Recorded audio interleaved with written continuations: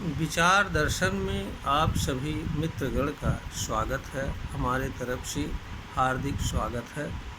आज हम पुनः एक नए प्रश्न के साथ आप लोगों के बीच उपस्थित हुए हैं। प्रश्न यह है कि जब ईश्वर एक है तो उसके द्वारा बताए जाने वाले बातें, संदेश, वाणी अलग अलग मानव वर्ग, जाति के प्रति अलग अलग तरह के व्यवहार की बात क्यों करती है। ज्ञान की दृष्टि से एवं ईमानदारी से अगर समस्त अनंत एवं प्रकृति तथा इनमें विद्यमान चीज़ों का अवलोकन किया जाए तो अनंत में विद्यमान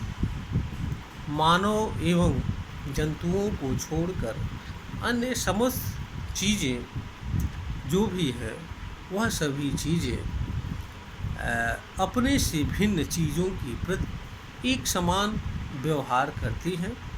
किसी तरह का कोई भेदभाव नहीं करती। जितनी भी डिवाइन चीज़ें हैं या प्राकृतिक चीज़ें हैं वह सभी चीज़ें भी हर किसी के साथ एक समान व्यवहार करती हैं। वह स्वयं से भिन्न चीज़ों के साथ अलग अलग व्यवहार नहीं करती। जहाँ तक दैवीय नियम व्यवस्था की बात है तथा प्राकृतिक नियम एवं व्यवस्था की बात है, यह भी किसी के साथ किसी तरह का भेदभाव नहीं करती। जहाँ तक बात ईश्वर की है, ईश्वर मानव या मानव जैसी कोई चीज़ भी नहीं हो सकता है। इसका कारण यह है कि अनंत में कोई भी दो चीज़ एक समान न तो है और न हो सकती है। अगर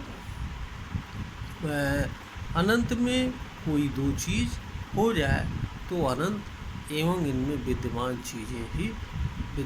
विद्यमान नहीं रह सकती है। इसका कारण ये है कि अनंत एवं प्रकृति में विद्यमान समस्त चीज़ों एवं इनका अस्तित्व इनके बीच होने वाली क्रिया एवं कर्म पर निर्भर है। क्रिया एवं कर्म हमेशा दो भिन्न चीज़ों के बीच में होता है। एक समान चीज़ों के बीच में किसी भी तरह का कोई क्रिया एवं कर्म नहीं होता है, और जब क्रिया एवं कर्म नहीं होता है तो किसी प्रकार का सृजन नहीं होता है और न किसी प्रकार का विनाश होता है। तो अनंत एवं प्रकृति तथा इनमें विद्यमान चीज़ों का अस्तित्व सृजन एवं विनाश तथा जन्म एवं मृत्यु के द्वारा ही संभव है और इसी के कारण विद्यमान है। तो ईश्वर की जहाँ तक बात है, ईश्वर मानव भी नहीं है और मानव जैसी कोई चीज़ नहीं है। तो जब ईश्वर मानव अथवा मानव जैसी कोई चीज़ नहीं है तो फिर वह अलग अलग मानव, अलग अलग जाति, वर्ग, समूह तथा विश्वास करने एवं न करने के आधार पर अलग अलग तरह की बातें, अलग अलग तरह के व्यवहार, अलग अलग तरह के नियम, अलग अलग तरह की व्यवस्था की बात कैसे करता है। अगर ऐसा करता है तो इसका अर्थ यह है कि या तो वह ईश्वर ही झूठा है अथवा उसके माध्यम से बात करने वाला झूठा है, अथवा उसके संबंध में बताई जाने वाली बातें झूठी हैं, अथवा उसके माध्यम से कोई अन्य मानव अपनी कल्पना को या अपनी बात को थोपने का प्रयास कर रहा है। अर्थ यह है कि ऐसी बातों को कि यह बात ईश्वर की वाणी है, संदेश है अथवा वचन है, इसे सत्य मानना एवं इस पर विश्वास करना तथा इसके अनुसार कर्म करना, यह मानवीय अज्ञान है। अज्ञान हमेशा मानव के लिए पीड़ा एवं दुख का कारण बनता है। इस वीडियो में यह बात कहने का अर्थ यह भी नहीं है कि आप धर्म ग्रंथ में लिखी गई बातों को न मानें। अगर कोई मनुष्य जरूरी समझता है और उसे यह लगता है कि यह बातें उसके कल्याण के लिए उचित हैं, वह उसे माने, किंतु इसके आधार पर वह किसी अन्य मानव को गलत न समझे, उसके प्रति किसी प्रकार का बुरा भाव या विचार न रखे, क्योंकि और ना ही कोई ऐसा कर्म करे जिससे दूसरे मनुष्य को किसी तरह की पीड़ा एवं दुख हो। क्योंकि आप किसी किताब में या किसी बताई हुई बात के आधार पर कोई कर्म करते हैं या किसी तरह का विचार एवं भाव अपने भीतर रखते हैं,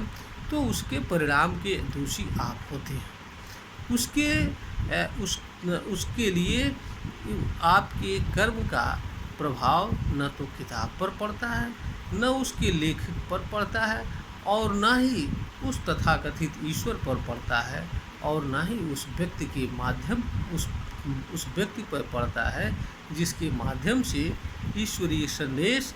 वाणी एवं वचन मानव समाज के सामने आया और किसी तरह से किताबों में लिखा गया है। यानी आप किसी भी बात एवं चीज़ को किसी भी कारण से स्वीकार करते हैं, मानते हैं, तो उसके परिणाम के लिए भी दोषी आप होते हैं, और इसके लिए दोषी आप दूसरे को ठहरा भी नहीं सकते हैं। इसका कारण यह है कि हर बात को जानने एवं समझने की क्षमता भी आपको प्रदत्त है, और हर चीज़ को जानने एवं समझने का कर्तव्य है। अगर बिना जाने एवं समझे किसी चीज़ को जानते हैं एवं मानते हैं, तो उसके परिणाम के दोषी आप ही होते हैं, उसका दोषी कोई और नहीं होता है। दूसरी बात यह भी है कि अगर कोई यह कहता है कि ईश्वर जैसी कोई चीज़ है, तो ईश्वर जैसी चीज़ है, तो फिर ईश्वर ने हर मानव के पास बुद्धि, विवेक, तर्क, विचार, समझ, निर्णय आदि की भी शक्ति बिना किसी भेदभाव के दे रखा है, और हर मानव को यह क्षमता भी दे रखा है कि उसके लिए अच्छा क्या है और बुरा क्या है, उस पर वह विचार करे, उसको जानने का प्रयास करे। अगर उसे कोई बात या चीज़ सत्य प्रतीत होती है तो उसे वह स्वीकार करे, अन्यथा वह उसे अस्वीकार कर दे। तो ईश्वर, अगर आप मानते हैं ईश्वर है, तो आपको यह भी समझना चाहिए कि आपके पास बुद्धि है, विवेक है, तर्क है, विचार है, समझ है, निर्णय की शक्ति है, और निर्णय के अनुसार कर्म करने की शक्ति भी है। इन चीज़ों की अवहेलना करना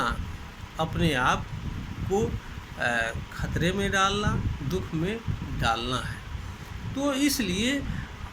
प्रथम कर्तव्य मानव का यह है कि जो चीज़ें उसके अस्तित्व से, उसके साथ उस जीवन भर जुड़ी रहने वाली होती है, जिनके सम्यक उपयोग में उसका कल्याण होता है, उन चीज़ों का उपयोग करना उसके लिए प्रथम कर्तव्य होता है। उन चीज़ों का उपयोग करना उसके लिए प्रथम कर्तव्य नहीं होता है जो चीज़ें उसके साथ जुड़ी नहीं रहती है, या जो चीज़ें उसके माध्यम से उसके पास आई नहीं होती हैं। तो जो भी लेख या बातें आपके सामने लिखी गई हैं, सर्वप्रथम अगर आप ईश्वर को मानते हैं, तो आप यह भी मानिए कि यह मेरा कर्तव्य है कि हमें अपने बुद्धि, विचार, समझ, अंतःकरण, समझ आदि का सम्यक उपयोग करते हुए हर चीज़ को जानने एवं समझने का प्रयास करना चाहिए, और जो बातें हमें सत्य एवं उचित प्रतीत हो, हमें उसी को मानना चाहिए, अन्य बातों को नहीं मानना चाहिए। चाहे वह किसी भी किताब में लिखी गई हो, किसी भी किताब में बताई गई हो, चाहे उन्हें ईश्वरीय संदेश बताया गया हो, चाहे उन्हें ईश्वरीय वाणी बताया गया हो, या कुछ भी बताया गया हो, क्योंकि आप जिस चीज़ को स्वीकार करते हैं, जिसके निमित्त किसी तरह का कोई विचार एवं भाव धारण करते हैं, कर्म करते हैं, उन सभी का अच्छा एवं बुरा प्रभाव आप ही पर पड़ता है। और आप ही के माध्यम से दूसरों पर भी पड़ता है। तो आप अपने ही अज्ञान से स्वयं को पीड़ा में डालें और दूसरों की पीड़ा का कारण बने, तो यह हमारे समझ से किसी भी मानव के लिए उचित नहीं हो सकता है। इसलिए प्रथम कर्तव्य मानव का यह होना चाहिए कि जो उसके पास बुद्धि है, विवेक है, विचार है, तर्क है, समझ है, निर्णय शक्ति है, इन सभी चीज़ों का सम्यक उपयोग करते हुए सामने आने वाली हर चीज़ को जानने एवं समझने का प्रयास करना चाहिए और जो बात सत्य प्रतीत हो उसे ही मानना चाहिए, अन्य बातों को नहीं मानना चाहिए, भले ही वह किसी के द्वारा कही गई हो, किसी के द्वारा लिखी गई हो, कहीं भले ही वह व्यवहार जगत में प्रचलित हो, या क्यों ना ऐसी बात संपूर्ण संसार के द्वारा मानी जाती हो, क्योंकि कोई बात काफ़ी अधिक लोगों द्वारा माने जाने मात्र से ही सही नहीं हो जाती है। जब तक वह बात आपको स्वयं के विचार के माध्यम से, समझ के माध्यम से जानने का प्रयास करने पर सत्य प्रतीत नहीं होती है। तो हर मानव को जो कुछ उसके पास ईश्वर का दिया हुआ है, या ये कहिए कि जन्म के साथ जुड़ा हुआ है, या किसी भी माध्यम से प्राप्त है, उसे उसका सम्यक उपयोग करते हुए ही इस धरती पर जीवन जीना चाहिए। इसी में मानव का कल्याण है। यह वीडियो ज्ञानवर्धन हेतु बनाई गई है, प्रेषित की जा रही है। श्रोता को अगर उचित प्रतीत होता है तो इसे लाइक करें, शेयर करें, सब्सक्राइब करें।